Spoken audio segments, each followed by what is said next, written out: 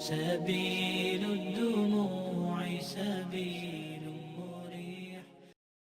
عمر بن الخطاب رضی اللہ تعالی عنہما فقال صدقت یا ابا بکر وحبب الی من الدنیا ثلاث.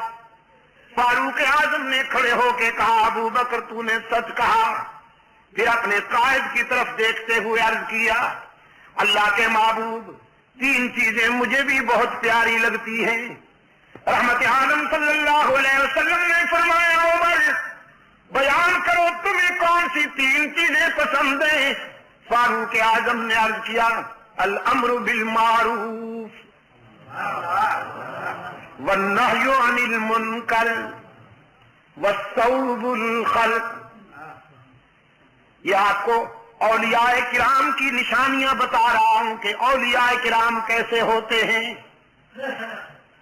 فاروق اعظم نے عرض کیا اللہ کے محبوب نیکیوں کی اشاعت کرنا بہت پسند ہے, معروفات کی اشاعت کرنا بہت پسند ہے, اور برائیوں کا خاتمہ کرنا مجھے بہت پسند ہے. امر بالمعروف نہی عن المنکر بہت پسند ہے. اور تیسری بات عرض کی پھٹا پرانا لباس پہننا بھی بہت پسند ہے.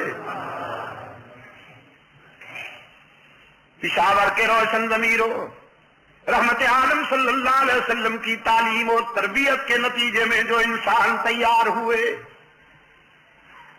ابھی میرا عزیز کہہ رہا تھا نا عبد الباسط سلمہ کہ انہوں نے اپنے کردار سے انسانیت کا معیار قائم کر دیا.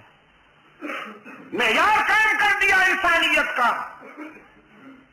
کہ جو سنا اس پر عمل کر کے دکھایا, جو کہا اس پر عمل کر کے دکھایا.